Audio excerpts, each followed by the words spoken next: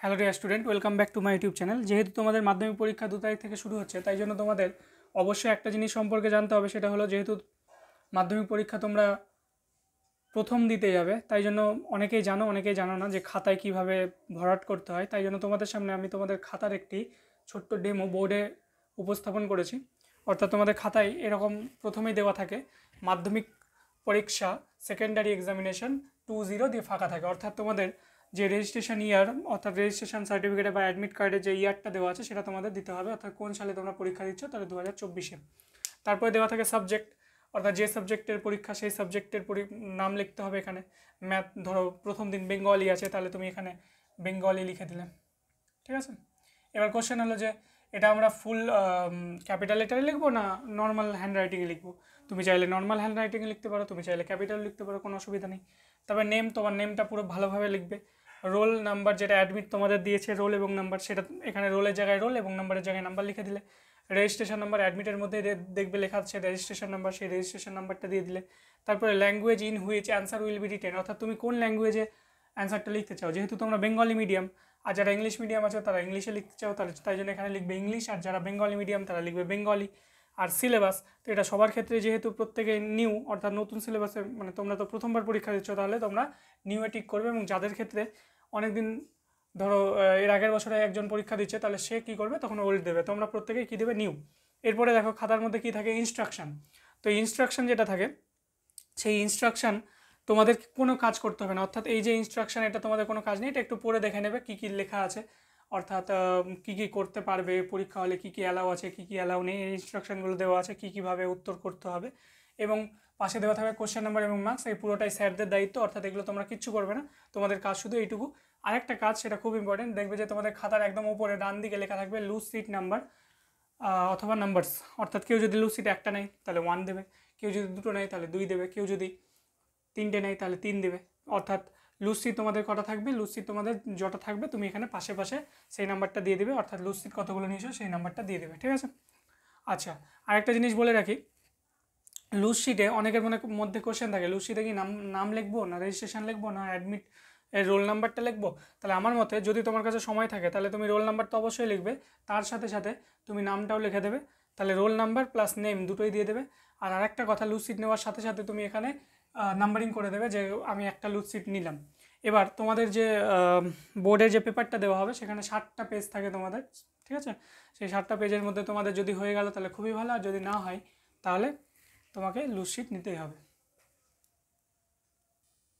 এরপর তোমাদের মাধ্যমিক 2024 পরীক্ষার্থীদের জন্য কিছু টিপস নিয়ে হাজির হয়েছি আমি। সেটা হলো, দেখো প্রথম পয়েন্টে কী বলা হচ্ছে, 2 তারিখ অর্থাৎ যেদিন তোমাদের এক্সাম শুরু হচ্ছে, সেদিন যেহেতু তোমাদের এক্সাম কটা থেকে, 9:45 থেকে, তার মানে তোমাকে মিনিমাম হলেও 45 মিনিট আগে, অর্থাৎ সকাল 9টার মধ্যে তোমাকে এক্সাম সেন্টারে পৌঁছে যেতে হবে। অর্থাৎ তোমাদের অ্যাডমিট কার্ডে যে এক্সাম সেন্টার তোমাদের দেওয়া আছে, যে স্কুল, সেই স্কুলের সামনে তোমাদের পৌঁছে যেতে হবে, ঠিক আছে। অবশ্যই প্রথম দিনটা অন্তত গার্জেনকে নিয়ে যেও, আর যারা চাইবে প্রত্যেক দিনই গার্জেনের সাথে যেও, কারণ গার্জেন গেলে দেখবে একটা মানসিক চাপ কিছুটা হলেও কম থাকে, ঠিক আছে। তাহলে গার্জেনকে নিয়ে যেও। এবং তোমরা যাওয়ার আগে অবশ্যই স্কুল থেকে বেরোনোর সময়, স্কুল যে তোমরা যাবে পরীক্ষা দিতে, তো বেরোনোর আগে pen, pencil, scale, admit card, তারপর জলের বোতল, রাবার, তারপরে তোমাদের যে ঘড়ি, অর্থাৎ ডিজিটাল ঘড়ি কেউ নিয়ে যেও না, কারণ ওটা ঢুকতে দেবে না তোমাদের। তাহলে ঘড়ি, যেটা তোমাদের নর্মাল টাইম দেখার জন্য, সেই ঘড়ি নিয়ে ভালো করে দেখে নিয়ে, চেক করে নিয়ে, সব পেন, এক্সট্রা পেন, পেন্সিল সব নিয়ে তোমরা অবশ্যই যেও। তারপরে স্কুলে প্রবেশ করে নিজের ঘরে সিট নাম্বারে, অর্থাৎ তোমার যে অ্যাডমিটের রোল নাম্বার দেওয়া আছে, সেখানে রোল নাম্বার কোন ঘরে পড়েছে সেখানকার সিট নাম্বার দেখে নিয়ে, গার্জেনকে সাথে নিয়ে সিট নাম্বারের কাছে গিয়ে বসবে, এবং সেখানে শান্ত হয়ে বসে, যদি তোমার মনে হয় যে কোনো কিছু দেখার আছে, অর্থাৎ বইয়ের কোনো পোর্শন কিছু একটু দেখার আছে, সেটা অবশ্যই সেখানে বসে থেকে দেখবে। এবং গিয়েই চিৎকার চেঁচামেচি শুরু করে দেবে না, বা বন্ধুদের সাথে গল্প করতে শুরু করে দেবে না। নিজেকে একটু সময় দিয়ে নিজেকে চিন্তামুক্ত করবে অবশ্যই। মানে চিন্তামুক্ত বলতে, ধরো তুমি টেনশন করছো, সেই টেনশনটা করবে না, কারণ টেনশনে তোমার পরীক্ষার এক্সাম খারাপ হতে পারে। আর অবশ্যই মাস্ট যেটা হলো, স্কুল ইউনিফর্ম পরে যাবে। মানে তো তোমাদের যেহেতু তোমরা বাইরে স্কুলে পরীক্ষা দিচ্ছ, তাহলে তোমাদের স্কুলের একটা সম্মানের ব্যাপার আছে। এবার তুমি যদি ধরো স্কুল ইউনিফর্ম ছাড়া অন্য কিছু ইউনিফর্ম পরে যাও, তাহলে তোমাদের স্কুলেরই বদনাম হবে। তাই জন্য তোমাকে অবশ্যই স্কুল ইউনিফর্ম পরে যেতে হবে, এবং ব্যাচ সাথে যদি থাকে তোমাদের, তাহলে ব্যাচ পরে যাবে। এরপর দেখো, তোমরা যখন সেখানে বসে থাকলে এবার এক্সাম বেল পড়ার আগেই তোমাদের যদি কারো ওয়াশরুম যেতে হয় বা কারো টয়লেট যেতে হয় তাহলে চলে যাবে, যাতে এক্সাম দেওয়ার সময় তোমাদের কোনো রকম কোনো অসুবিধা না হয়। তারপরে ধরো বেল পড়ার পর তোমাদের খাতা দিয়ে দেওয়া হবে। খাতা দিয়ে দেওয়ার যেহেতু তোমাদের 3 ঘন্টা 15 মিনিট, তাই তোমরা 15 মিনিটটা কোশ্চেন দেখা এবং খাতার মার্জিন টানার জন্য সময় পাচ্ছ। তাহলে খাতা পাওয়ার পর যারা খাতা 4 ধার মার্জিন করতে চাও, অর্থাৎ যদি খাতা ধরো এরকম থাকে, অনেকে 4 ধার মার্জিন টেনে নেয়, অর্থাৎ এইভাবে 4 ধার মার্জিন টেনে নেয়, তার ভেতরে লেখে। কেউ যদি চাও 4 ধার না টেনে দুদিক টানতে পারো, সেটা তোমাদের নিজস্ব ব্যাপার।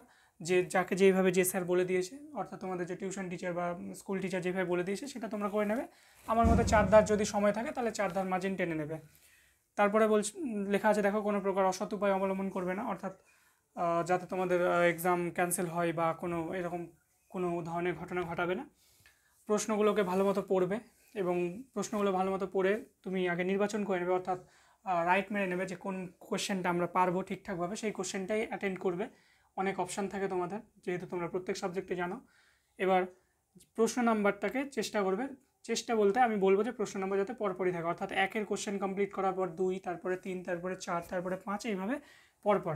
ধরো কেউ চাইলে যদি চাও তো 1-এর দাগের কোশ্চেন করার জন্য জায়গা ছেড়ে রাখতে পারো, তবে সেটা করতে পারো, কিন্তু চেষ্টা করবে যে মাধ্যমিক পরীক্ষাতে যেন আমার কোশ্চেনগুলো সব পরপর থাকে, যাতে স্যারের দেখতে কোনো অসুবিধা না হয় এবং খাতাটা দেখে স্যারের কাছে যেন স্টুডেন্টের ইমপ্রেশন কী হয়, ভালো হয়। আর আরেকটা জিনিস বলে রাখি, ধরো পেজ পাল্টানোর সময় তোমরা যদি, অনেকের অভ্যাস আছে ধরো পিটিও লেখার, কিন্তু এটা কী করবে, এটা লিখবে না, পিটিও লিখবে না। তাহলে খাতা চেঞ্জ করার সময়, মানে খাতা পাল্টানোর সময় পিটিও লেখার কোনো দরকার নেই, এটা একদমই লিখবে না। এবার ধরো কোনো কোশ্চেন লিখতে লিখতে তুমি জায়গা ছেড়েছিলে, সেই কোশ্চেনটা শেষ হয়ে গেছে, তো তুমি এরকম তীরচিহ্ন দিয়ে দেবে, যেখানে এন্ড হচ্ছে সেখানে তীরচিহ্ন দেবে এবং যেখানে শুরু হচ্ছে আবার সেখানে গিয়ে আরেকটা তীরচিহ্ন দিয়ে দেবে, আর কোশ্চেন নাম্বারটা দিয়ে দেবে। আর অবশ্যই মাস্ট কোশ্চেন নাম্বার লিখবে। কোশ্চেন নাম্বার যদি ভুল হয়ে গেল তাহলে তোমার খাতা দেখা গন্ডগোল হয়ে যাবে, ঠিক আছে? তাহলে question number must, question number অবশ্যই লিখতে হবে। তো এই ছিল তোমাদের মাধ্যমিক পরীক্ষার জন্য কয়েকটা নিয়ম। আর অবশ্যই বেস্ট অফ লাক সবাইকে, ভালো করে পরীক্ষা দিও এবং জানিও কেমন হয়েছে তোমাদের পরীক্ষাগুলো, সব পরীক্ষায় জানিও।